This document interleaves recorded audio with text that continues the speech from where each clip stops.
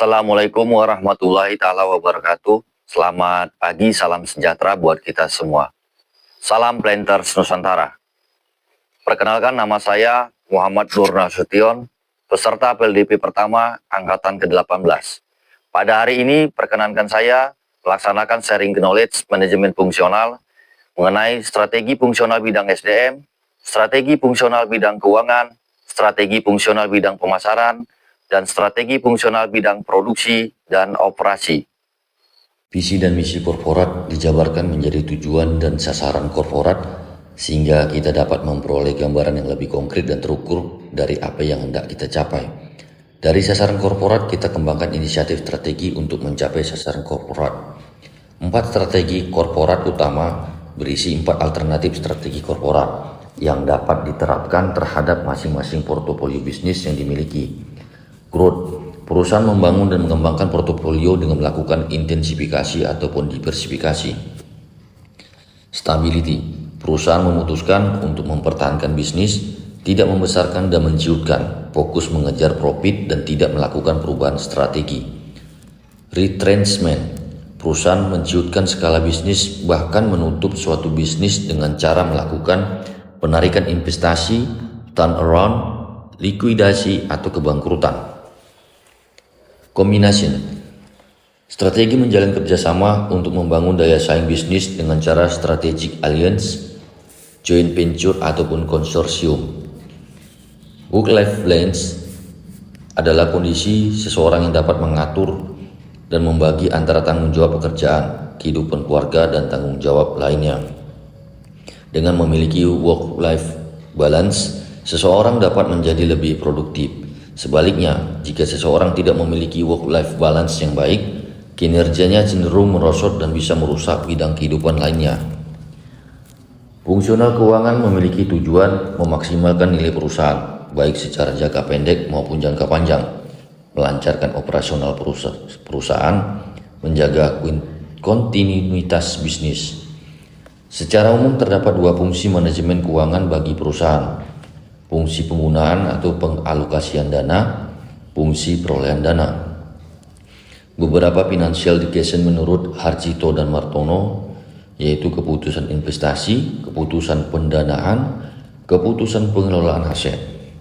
Secara umum strategi tingkat fungsional ditujukan untuk meningkatkan efektivitas operasi perusahaan dan kemampuannya untuk mencapai efisiensi, kualitas, inovasi, dan pelayanan pelanggan.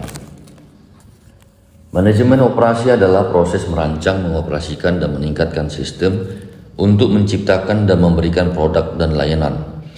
Tujuannya untuk mencapai efisiensi maksimum, memaksimalkan laba, meningkatkan kualitas dan pengalaman pengguna, memenuhi tujuan dan sasaran organisasi. Rule of management adalah perilaku yang diadopsi untuk menjalankan berbagai fungsi manajemen, perencanaan, pengorganisasian, penempatan staf, memimpin atau pengarahan, dan pengendalian. Sebagai seorang manajer harus mampu menetapkan tujuan yang terukur dan spesifik, mampu mendorong dan memberi semangat kepada tim, mampu sebagai penghubung dalam sebuah tim dan organisasi, dan bisa menjalankan 5 fungsi manajemen. Strategi fungsional operasi adalah rencana tindakan yang ditetapkan untuk kelola operasi dan rantai pasokan bisnis. Strategi ini bertujuan untuk mencapai tujuan bisnis secara efektif. The 10 critical decision adalah serangkaian keputusan yang berkaitan dengan perencanaan bisnis jangka menengah dan jangka panjang perusahaan yang meliputi quality, product, supply chain, proses, location, layout, maintenance, scheduling, inventory, dan labor. Peranan pemasaran saat ini tidak hanya menyampaikan produk atau jasa hingga ke tangan konsumen.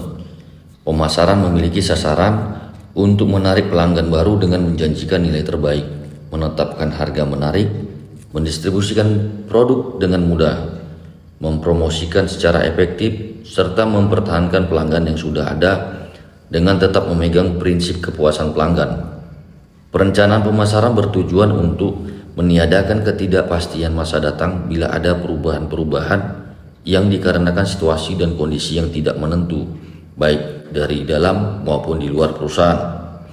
Menghindari adanya penyimpangan tujuan dari tujuan organisasi yang sudah ditetapkan.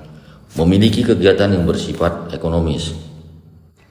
Kesuksesan implementasi pemasaran tergantung dari beberapa kegiatan kunci, yaitu pengorganisasian kegiatan pemasaran, pengarahan kegiatan pemasaran, pengkoordinasian kegiatan pemasaran, evaluasi kegiatan pemasaran.